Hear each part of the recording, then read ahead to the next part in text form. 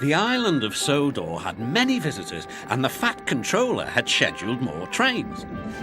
Gordon, the big engine, had to work harder than ever before. "Come on," he called to the coaches. "Come on, come on, come on. The passengers rely on me to be on time."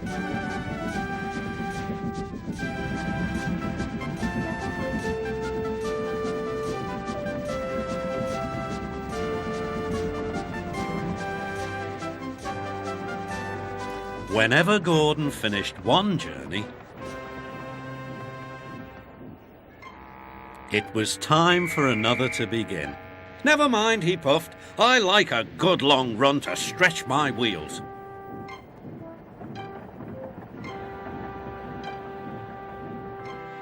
Even so, the Fat Controller decided that Gordon needed a rest.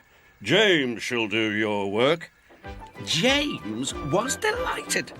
He liked to show off his smart red paint and was determined to be as fast as Gordon.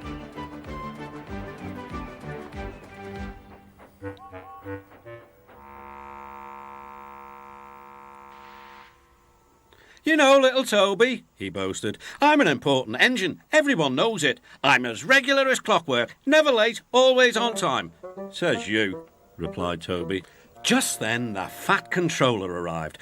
"Your parts are worn, Toby, so you must go to the works to be mended." "Can I take Henrietta, sir?" "No. What would the passengers do without her?" Toby saw Percy by the water tower. "Don't worry, Toby," said Percy. "I'll take care of Henrietta until you get back." Soon Toby was out on the main line. He clanked as he trundled along. He's a little engine with small wheels. His tanks don't hold much water. He had come a long way and began to feel thirsty. In the distance was a signal. "Good," he thought. "There's a station ahead. I can have a nice drink and a rest until James has passed." Toby's driver thought so too. Toby was enjoying his drink when the signalman came up. He had never seen Toby before. Toby's driver tried to explain, but the new signalman wouldn't listen. "We must clear the line for James with the express. You'll have to get more water at the next station." Toby clanked sadly away.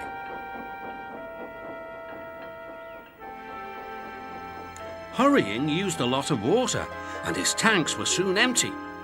Poor Toby was out of steam and stranded on the main line. "We must warn James," said the fireman. Then he saw Percy and Henrietta. "Please, take me back to the station. It's an emergency."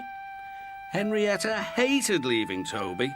"Never mind," said Percy. "You're taking the fireman to warn James. That's a big help." Henrietta felt much better. James was fuming when he heard the news. "I'm going to be late." "My fault," said the signalman. "I didn't understand about Toby." "Now, James," said his driver, "you'll have to push Toby." "What, me? Me? Push Toby and pull my train too?" Grumbling dreadfully, James set off to find Toby.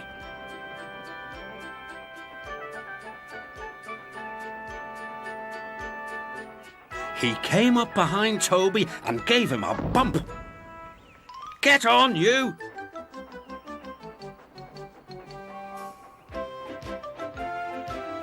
James had to work very hard.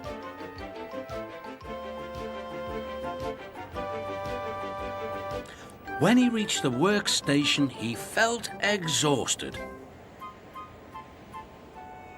Some children were on the platform. "Coo," said one. "The express is late and it's got 2 engines. I think James couldn't pull it on his own, so Toby had to help him."